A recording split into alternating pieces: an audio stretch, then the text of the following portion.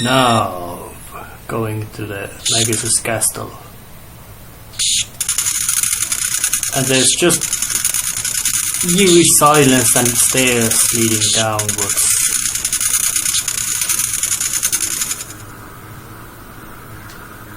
Utter darkness. And flames popping up whenever I walk forward. So this is very dramatic.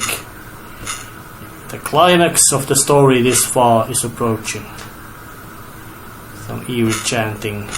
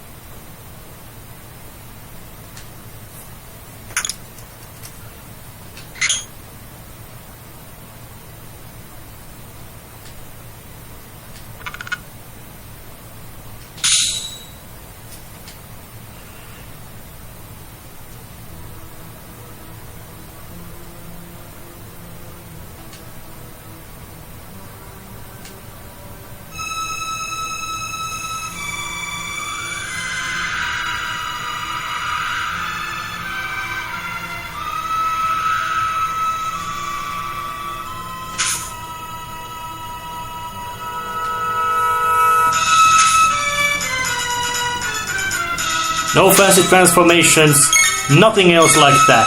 Just you and him.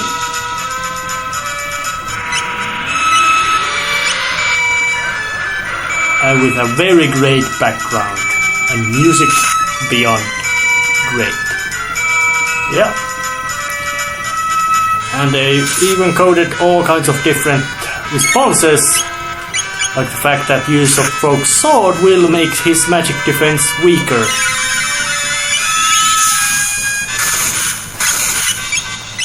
And the fact that once he has done that kind of attack, you can only damage him with the same element, like now in this case, horror element, or striking him physically, which is a nice little loophole, because you actually cannot have a group which could actually use every complete element attack at you.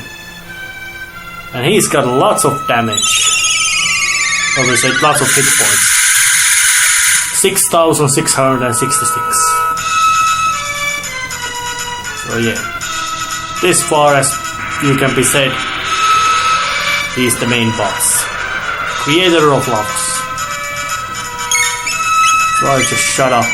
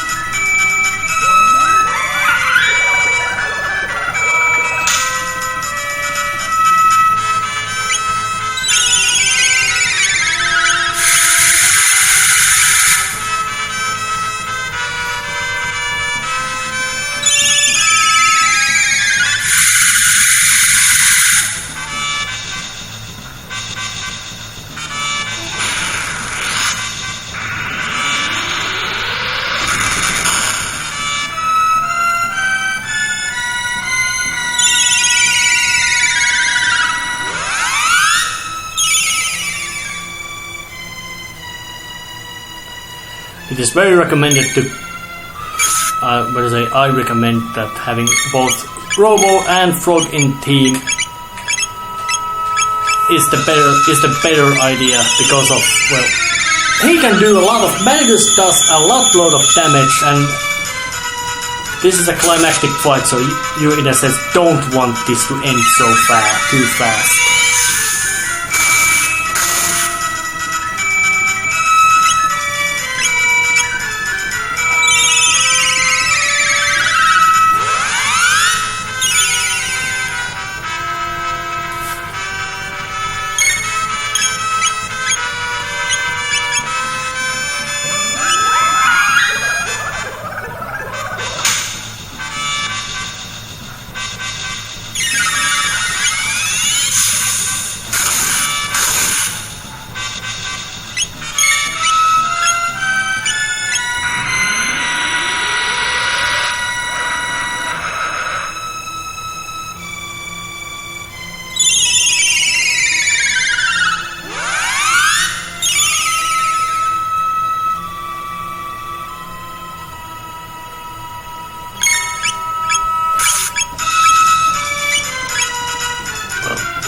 But the basic tactic is still the same. Magus makes elemental spell attacks and occasionally does a physical attack as well.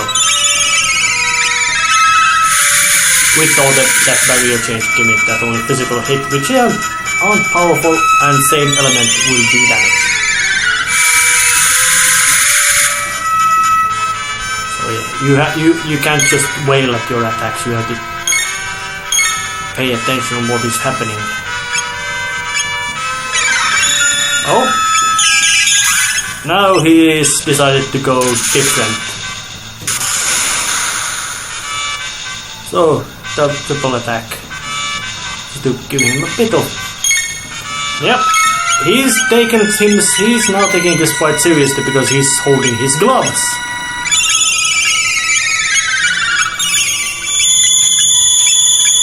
And that means you'd better be ready for some big nasty move about to come.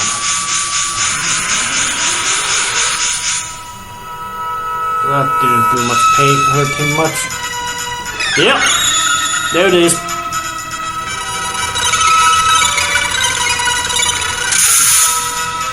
That does a shit ton of damage. But it is Magus's ultimate attack and it is foreshadowed, so it doesn't come out of nowhere. Now it's all about he's got into the phase 2 of the fight. And I'm following the basic plan of you be heal and I wonder can I use the Masamune to hurt him while he's at it.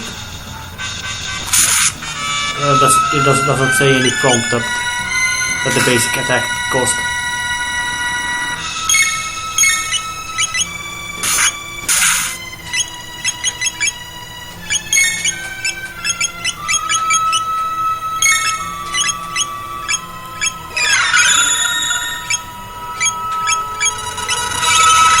And dark matter comes quite rapidly.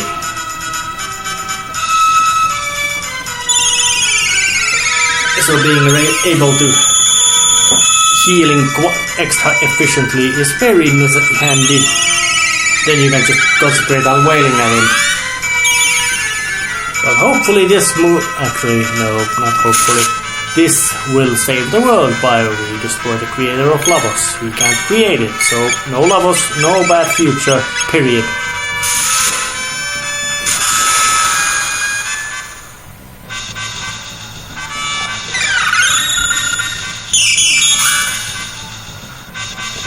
Going for the dark matter again. Yeah, but although of course the AI isn't extremely super smart about the moves he makes.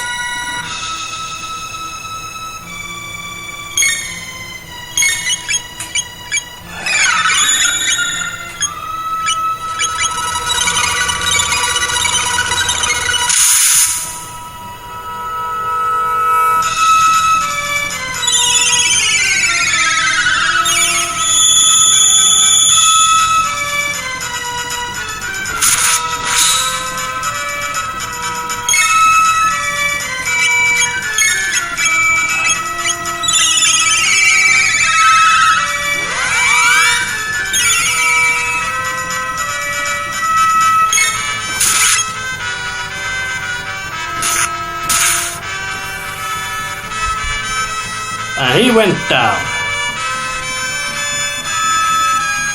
by Robo's attack himself.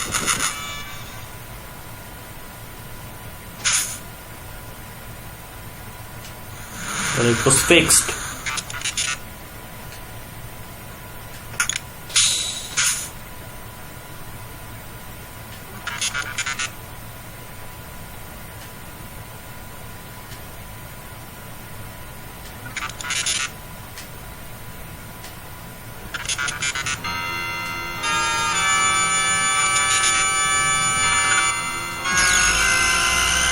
Yeah.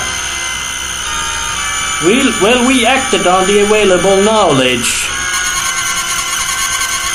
that Lavos was born here, and Magus had not shared his knowledge about it at all, so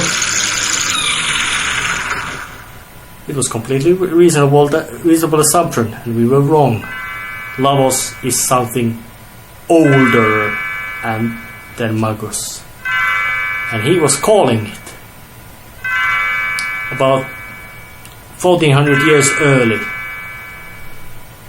And this is real great narration, storytelling, as in by all the fact that there was this far told that Lavos was from 600 created by Magus, but it ain't. Magus knew about it but didn't make it. So where the hell has that kind of thing come from?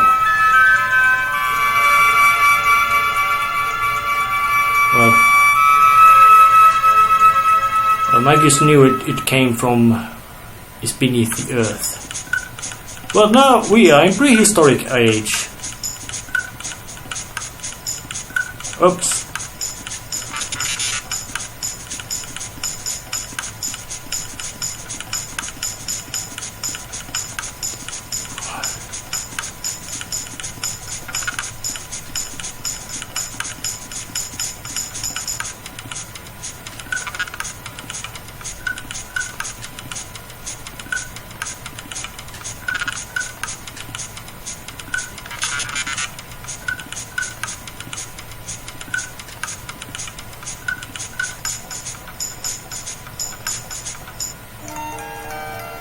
So yeah, now we have got ourselves to prehistoric era. Actually, now the plot starts to, you could say, thicken, because the amount of it's no longer that simple, because now we have much more fundamental mystery left or happening. Oops, but they didn't seem to have problems in this era. There's a big chunk of forest burnt down, of Laruba, so let's go here. Easy. Yeah, the war between humans and reptiles is not over, it's just common. Reptiles just did a raid.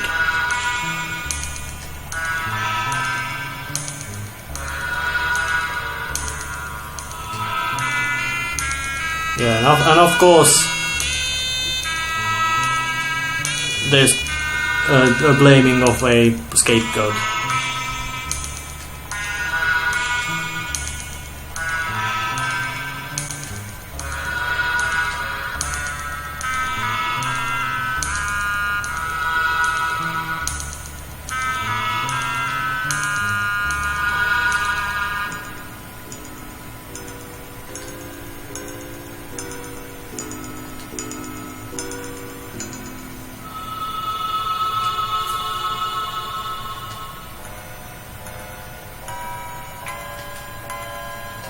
Well, Ayla seems to have some sort of plan involving Dactyl Nest, so it's time to go and follow her there. And Dactyl Nest is up north. Not on the hunting grounds, which is completely, or better say hunting range, which was completely and is completely optional place, but the Dactyl Nest. And some monsters. And some nice double and triple decks earned. Yeah, there's more of those critters waiting upside. And a couple of other things in here flying bastards, and I have to fight them. They are out of picture.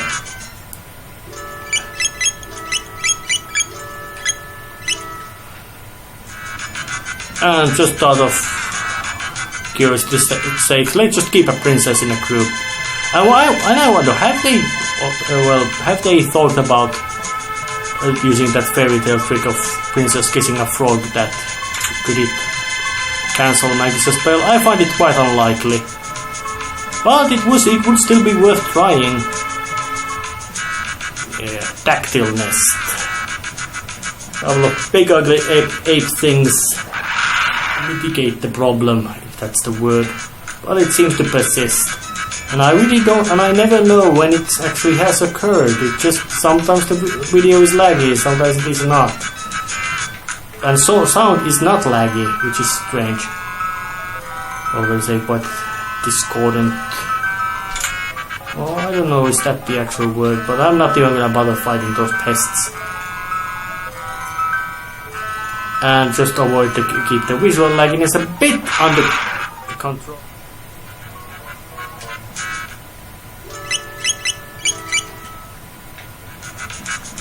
Yeah, trying to keep the visual lagginess under some sort of control by, well, by avoiding running and all that kind of things. But some things are parrying here.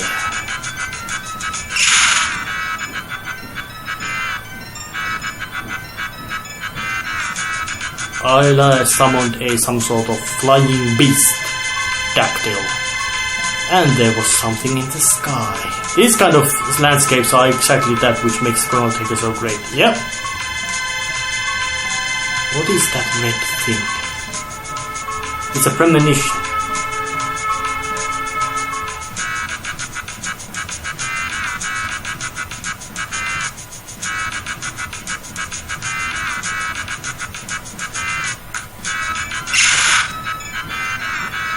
And a couple of more dactyls.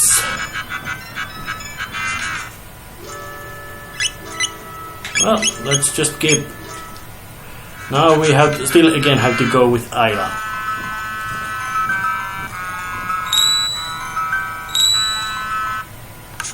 And now there's the first time in the game we have a world map covering machine or flying traveling machine, and I wonder, does the recording fuck this side up? But yeah, the world map isn't so big or huge, but of course when there's several of them, they do vary. And there's lots of, you could say, landscape, bombed out, fire ruin and all that about, but nothing really particular.